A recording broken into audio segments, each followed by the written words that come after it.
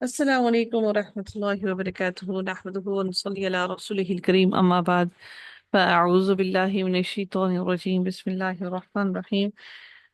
ربي اشرح لي صدري ويسر لي أمري واحلل عقدة من لساني يفقهوا قولي. رب زدنا علما، اللهم فقهنا في الدين، آمين یا رب العالمین۔ آغاز ہوتا ہے رکن و بچوتوں کا۔ اللہ تعالیٰ ارشاد فرماتے ہیں وَلَقَدْ أَرْسَلْنَا،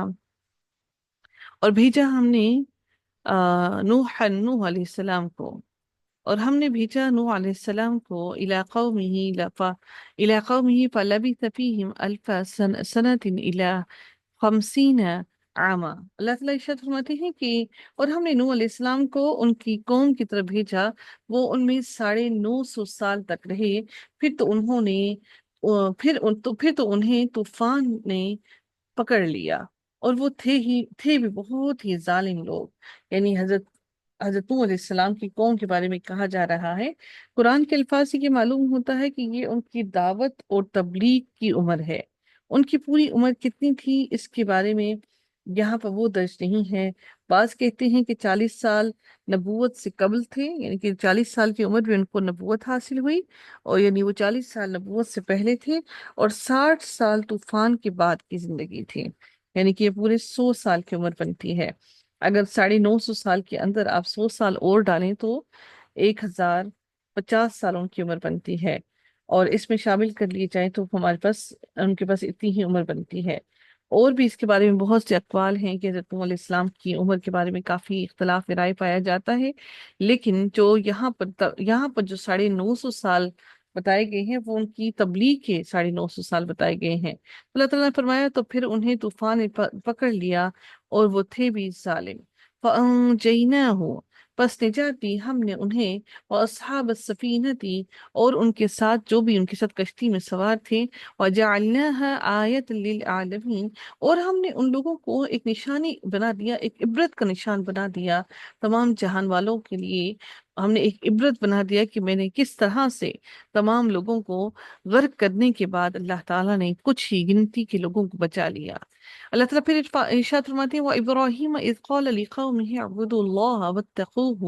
اور جب ہم نے ابراہیم علیہ السلام کو، اللہ تعالیٰ فرماتے ہیں کہ بھیجا، اور ابراہیم علیہ السلام جو تھے انہوں نے کہا اللہ تعالیٰ کی،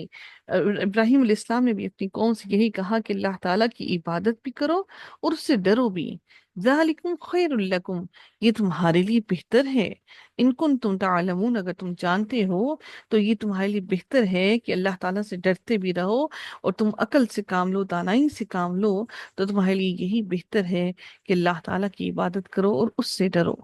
انما تعبدون من دون اللہ اوثانا وتخلقون افکا، پھر اللہ تعالیٰ ارشاد فرماتے ہیں کہ تم تو اللہ تعالیٰ کے سوا بتوں کی پوجا پاٹ کر رہے ہو اور جھوٹی باتیں دل میں گھڑ لیتے ہو۔ اوثان در حقیقت وثن ان کی جمع ہے، جس طرح سے اصنام صنم ان کی جمع ہوتا ہے، دونوں کے معنی بت ہی ہوتے ہیں۔ بعض کہتے ہیں کہ صنم جو ہوتے ہیں وہ سونے، چاندی، پیتل اور پتھر کی مورتیاں ہوتی ہیں، اور وثن جو ہوتا ہے وثن یہ مورت کو بھی اور چونے کے پتھر وغیرہ کے بنے ہوئے آستانوں کو بھی کہتے ہیں۔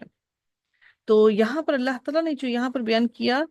یہاں پر ان کو بتوں سے کہا کہ تم ان بتوں کی پوجا کرنے لگ جاتے ہو، اور یہ تمہارے جھوٹی اور من گھڑت بت ہیں جن کو تم نے بنا رکھا ہے، اور یہ جھوٹی باتیں دل سے تم گھڑ لیتے ہو، یعنی یہ بت جو تم نے بنائے ہیں وہ تخلقون افکا، کہ تم ان کو اپنے دل سے خود ہی گھڑ لیتے ہو۔ ان الذین تعبدون من دون اللہ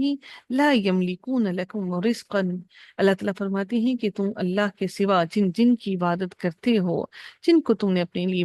بنا رکھا ہے، اپنا اپنا الہ بنا رکھا ہے، وہ تو تمہارے لیے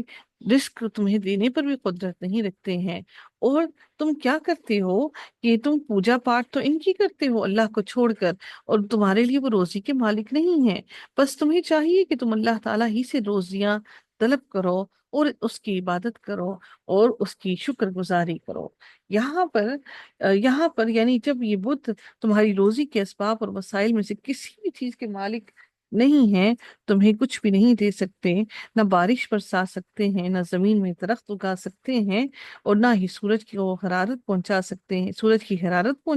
ہیں، اور نہ ہی تمہیں وہ صلاحیتیں دے سکتے ہیں جو کہ قدرت کے ہاتھ میں ہیں، یعنی جو اللہ تعالیٰ کے ہاتھ میں ہیں، تو پھر تم روزی اللہ تعالیٰ ہی سے طلب کرو، اسی کی عبادت کرو اور اسی کی شکر گزاری کرو۔ جب تم جانتے ہو، وہ یہ سب کچھ جانتے تھے کہ ان میں سے کوئی بھی چیز ان کو نہیں دے سکتے، تو اللہ تعالیٰ نے اس لیے واضح فرما دیا فَابْتَغُوا عِندَ اللَّهِ الرِّزْقَ، کہ اللہ تعالیٰ کی طرف ہی رزق کو تلاش کرو، وَاعْبُدُوهُ، اور اسی کی عبادت کرو، وَاشْكُرُوا لَهُ، اور اسی کا شکر ادا کرو، وَإِلَيْهِ تُرْجَعُونَ، اور اسی کی طرف تمہیں لوٹ کر جانا ہے۔ جس کی طرف تمہیں لوٹ کر جانا ہے تم اسی کی عبادت کرو، جس کی طرف تمہارا اصل رستہ ہے تو اسی کے رستے پر چلو، جس کی طرف تم نے جانا ہے، اصل جو جگہ ہے مر کر اور پھر دوبارہ زندہ ہو کر جب تم اسی کی طرف لوٹائے جاؤ گے، تو پھر تم اس کا گھر چھوڑ کر، اس کا رستہ چھوڑ کر تم کون سے معبودوں کو پکار رہے ہو؟ پھر رب کائنات ارشاد فرماتے ہیں کہ وَإِن تُكَذِّبُوا فَقَدْ كَذَّبَ أُمَمٌ مِّن قَبْلِكُمْ، اور اگر تم جھٹلاؤ تو تم سے پہلے کی امتوں نے بھی جھٹلایا ہے۔ یہ حضرت ابراہیم علیہ السلام کا قول بھی ہو سکتا ہے جو انہوں نے اپنی قوم سے کہا، کہ یا پھر یہ اللہ تعالیٰ کا قول بھی ہو سکتا ہے کہ جس سے اہل مکہ سے خطاب ہے، اور اس میں نبی کریم صلی اللہ علیہ وآلہ وسلم کو تسلی دی جا رہی ہے کہ کفار مکہ اگر آپ کو جھٹلا رہی ہیں تو اس سے گھبرانے کی ضرورت نہیں ہے، پیغمبروں کے ساتھ یہی ہوتا آیا ہے، اور پہلی امتوں نے بھی ایسے ہی رسولوں کو جھٹلایا تھا۔ وَمَا عَلَى الرَّسُولِ إِلَّا الْبَلَاغُ الْمُبِينُ، اور اللہ تعالیٰ فرماتے ہیں کہ رسولوں کے ذمے تو صرف اور صرف ہمارا پیغام پہنچا دینا ہے، ان کے ذمے صرف اور صرف تبلیغ کرنے کا کام ہے، اور اس سے بڑھ کر ان کا اور کوئی کام نہیں ہے۔ ہدایت دینا یا نہ دینا وہ اللہ تعالیٰ کے ذمے ہے، اللہ تعالیٰ کے اختیار میں ہے۔ پھر رب کائنات ارشاد فرماتے ہیں اولم یروا کیف یبدئ اللہ الخلق ثم یعیدہ ان ذلک علی اللہ یسیر۔ پھر رب کائنات ارشاد فرماتے ہیں کہ کہہ دیجئے کہ زمین میں چل پھر کر دیکھو تو صحیح، زمین میں چل پھر کر دیکھو تو صحیح، یعنی تم زمین میں چلو پھرو اور دیکھو کہ اللہ تعالیٰ نے کس طرح اللہ تعالیٰ نے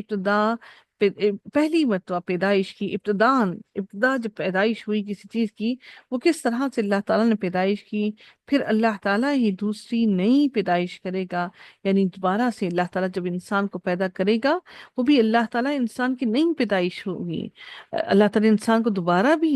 نئی سرے سے پیدا کرے گا۔ اللہ تعالیٰ فرماتے ہیں ان ذالک علی اللہ یسیر، اور یہ اللہ تعالیٰ پر بڑا ہی آسان ہے کہ اللہ تعالیٰ تمہیں دوبارہ سے پیدا کرے۔ جب وہ ایک مرتبہ پیدا کر سکتا ہے تو اللہ پر یہ یقیناً بہت آسان ہے کہ وہ تمہیں دوبارہ سے بھی پیدا کرے۔ اللہ تعالیٰ پر یقیناً یہ چیز بہت آسان ہے۔ پھر اللہ تعالیٰ فرماتے ہیں قُلْ سِیرُوا فِی الْأَرْضِ فَانظُرُوا کَیْفَ بَدَأَ الْخَلْقَ ثُمَّ اللَّهُ يُنشِئُ النَّشَأَةَ الْآخِرَةَ۔ پھر اللہ تعالیٰ فرماتے ہیں کہ پھر اللہ تعالیٰ ہی نئی پیدائش کرے گا، اور اللہ تعالیٰ ان اللہ علی کل شیء قدیر، اور اللہ تعالیٰ ہر چیز پر قادر ہے۔ وہ اللہ تعالیٰ فرماتے ہیں کہ اس کے بعد اللہ تعالیٰ فرماتے ہیں یعذب من یشاء، وہ جس پر چاہتا ہے عذاب نازل کرتا ہے، وہ یرحم من یشاء، اور وہ جس پر چاہتا ہے رحم کرتا ہے، وَإِلَيْهِ تُقْلَبُونَ، اور سب اسی کی طرف ہی لوٹائے جاؤ گے، یعنی وہی اصل حاکم ہے، اس سے کوئی پوچھ نہیں سکتا، تاہم اس کا عذاب یا رحمت یوں ہی نہیں ہوگی، بلکہ ان اصولوں کے مطابق ہوگی جو اس نے اس کے لیے طے کر رکھی ہیں، اور ان اصولوں کے مطابق ہی ہر کسی کا حساب لیا جائے گا۔ وَمَا أَنْتُمْ بِمُعْجِزِينَ فِي الْأَرْضِ وَلَا فِي السَّمَاءِ وَمَا لَكُمْ مِنْ دُونِ اللَّهِ مِنْ وَلِيٍّ وَلَا نَصِيرٍ۔ نہ تو زمین میں اللہ تعالیٰ کو عاجز کر سکتے ہو، اور نہ ہی آسمان میں اللہ تعالیٰ کے سوا تمہارا کوئی ولی، نہ تو کوئی ولی ہے اور نہ ہی کوئی مددگار ہے، نہ کوئی تمہارا دوست ہے اور نہ ہی تمہاری کوئی مدد کر سکتا ہے۔ اس لیے جو مدد کرنے والی بھی اللہ کی ذات ہے، اس لیے خالص ہو کر اللہ تعالیٰ کو پکارو، اللہ تعالیٰ کی عبادت کرو اور اسی کی طرف رجوع کرو۔